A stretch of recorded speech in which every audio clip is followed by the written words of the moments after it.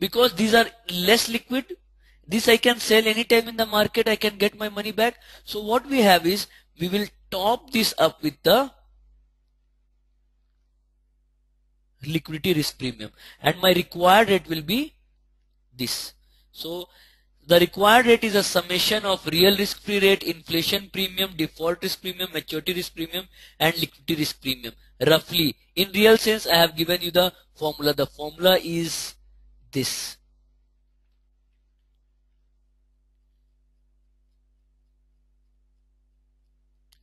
This is the rough formula. Okay, if you want the actual formula, you have to add everywhere. This 1 plus will be equal to 1 plus this into 1 plus this, like that it will become.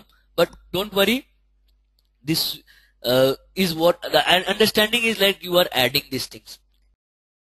Now we will be covering the concept of time value of money. Okay, and in the time value of money, we'll be focusing now on what is called as annuity. So you have a concept of annuity. Okay. So understanding that what is annuity. Okay. Annuity, by the name, like it has come from annual. So when the payments are done on an annual basis, it has come as annuity. But even on a periodic basis, the name is stuck and it is still called as annuity. So think about, you have agreed to make payments. So this is annuity, like when you are making regular payments. So let's say you have signed an agreement to make payment, but the payment you are not making today. The payment you will start making it from 1 year later. So every 1 year you will be making some payment. So this is your t equal to 0, t equal to 1, 2, 3, 4, 5, 6. So you have agreed to make 6 payments. Okay, every year you will be making a payment of $100. Okay, and $100 every 6 months. Okay, so please note that when you enter into agreement, you are not making payment. You will start making payment from here, and at the end, what is happening is you will withdraw the amount. So many of you may see, okay, I am making a payment on 6th year and also I'm withdrawing. Okay, but this is how the concept of annuity, or in annuity, what we are referring now is ordinary annuity work. In ordinary annuity, what happens is, again I will draw the timeline. You will make, let's say, take 3 year, you will make 3 payments, 100 each, and you will withdraw the money over here. Okay, so what we say is, this is the time you have your future value. Okay, and present value, since we are saying that present value is what you have at the present, so this is the point you are having the present value. Okay, so and this is what is known as ordinary annuity, wherein in ordinary annuity what you say is the payments are made at the end of each year. So at the end of first year you are making a payment, at the end of second year you are making a payment, at the end of third year you are making a payment, and you are withdrawing at the end of third year. Okay, in this case, when you make a payment at the end of each year and at the end of the term you withdraw the amount. Okay, you are making 100 each year. Okay. Now over here, if you what I want to highlight is, see where the future value come. Future value is when you are making the last payment. So can I say in ordinary annuity, so correct me if I am wrong. Okay, in ordinary annuity we say that future value will be when you make last payment. Okay. Yes, FV is the end of the third year. So what you have is end of the third year means this is your first year, this is your second year, this is your third year. So it is at the end of the third year. So FV is coinciding with your last payment date. Okay. And where is PV? PV is over here. Can I say PV is over here? And this is your first payment. So can I say PV is one period before. So PV is one period before first payment. Can I say this? So PV is one period before the first payment. FV is just on the last payment. FV is coinciding with the last payment. Okay, this is a case of ordinary annuity. Okay, and by default our calculator is set up to handle ordinary annuity. So calculator has two mode. One mode which we will be discussing is the end mode. So ordinary annuity mode is end mode. So it means that the payment are being processed at the end of each period. Okay. Now I want to ask you, how much will be the future value over here if the rate of interest is 10% per annum? Okay, rate of interest is 10% per annum. I want to find out the future value at the end of 3 years. Okay, again we are solving the time value of money calculation. We require 5 things. FV is unknown. N is how much? N is 3. No, N is 3 because you have, this is 1, 2, 3. Okay. Or I also say that N is the number of payments you are making. How many payments you have made? 3 payment. N will be 3. What is your I by Y? 10. PV, over here present value, any money is there? No money is there. At the present there is no money. So PV will be 0. And what will be PMT? Can I say minus 100? Money is going out from me, so I will take the minus sign. Okay. Now I want to compute the future value. Okay. What you can do is you can compute this individually also. Okay. But since we have calculators, we will use the calculator to solve. Okay. So how we will solve using the calculator? Let's see. Okay. So what we have is, so we will clear the previous work. Second FB, clear it. N is 3, I by Y is 10, PV is 0, PV is 0, PMT is, this is PMT. PMT is the regular payment that you are making. So this is where we use the PMT. Till now we have not used the PMT. PMT is the regular payment. So PMT is 100, negative. The money is going out from my side. I do not know FV. So what I will do is I will press this compute button and press this FV. So if you see FV has come as 331, right? It should come as 331. Why? If you see like individually also, if I want to solve, can I say 100? 10% will become how much? This will get compounded, it will become 110. This 110 will become how much over here?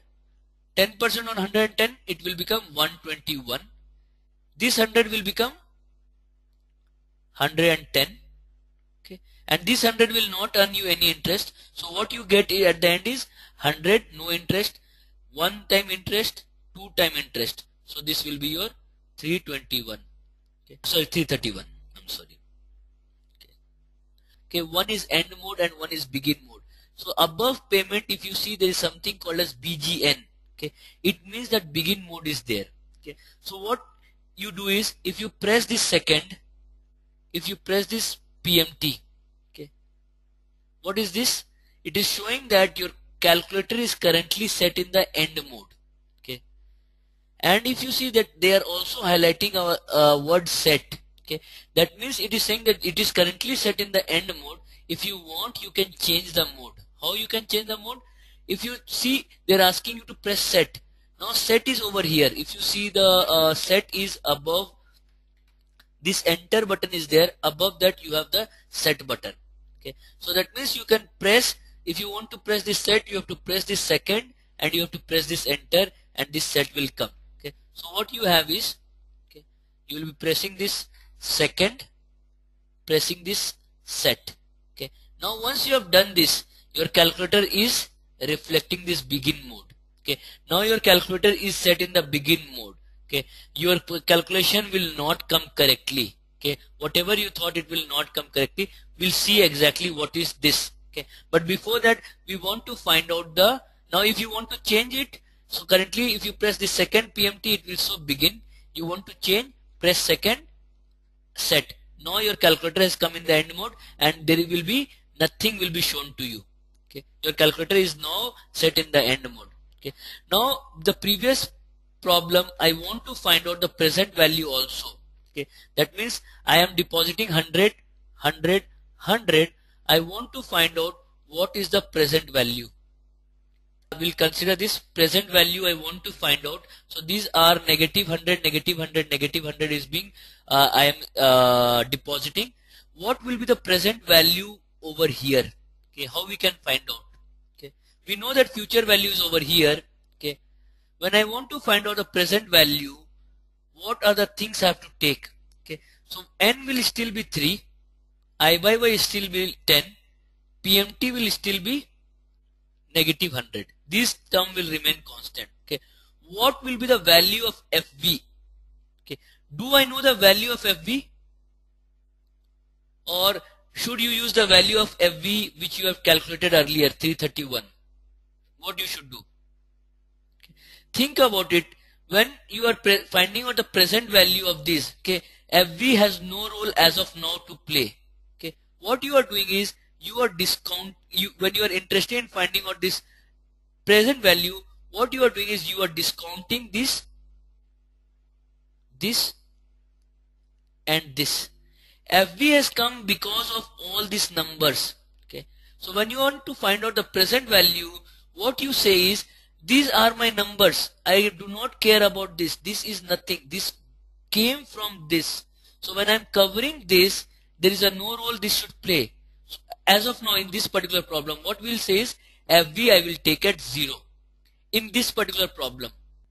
When I want to find out the present value, here what is happening is all my PMT, when I have said PMT as n as 3 and PMT as 100, all will get covered. Okay, and I will put FV as 0 and I will compute the present value. Okay, now let me twist this problem a little bit. Okay, little bit I am twisting this problem, and let us take a scenario wherein you are depositing 100, 100, and in the last year you are depositing 200, and now I want to find out the present value. Okay, how I will set up the values in the calculator? N will remain as 3, I by y, let's say it's 10% only. What will be the value of PMT? First question, what PMT will be? So there is, like, you can do it separately this way. Okay, so you compute the present value of these two guys. So you can take n as 2, PMT as 100, do this and add the present value of this 100 by taking over here and take. So let's see, if I see this kind of problem, okay, think about it, you want to do it in as less time as possible. Okay, you can do this, you can compute the present value of this, find out the present value, add it up. Okay, but you are doing 2 steps. Okay, but what I want is I want to do it as less time as possible. Okay, what I can say is, can you break this down 200? Can I break this down into, let's say instead of 200 it is 250, assuming. Can I break this down into minus 100 and 150? So when I break this down at minus 100 and 150, okay, so what we have is, it looks like 100, 100, 100, okay, and then 150. Now if you see, if you put PMT as 100, what will happen? If I put PMT as 100, it means that this 100, 100, 100 will get covered. What about this poor guy FV of 150? Can I say that I can put FV as minus 150? I can put this value as FV. Can we put it? Because this is extra amount. Right? So if you put PMT as minus 100, FV as minus 50 and compute the PV, in one shot you will get the answer. You will not. Yeah, we are calculating the PV, so we are finding out the PV. So what we are doing is, present value of this, discount it over here. Present value of this, discount it over here. Now you have to discount this 250. Calculator by default will discount this number. And when you put this FV as 150, calculator will again discount this.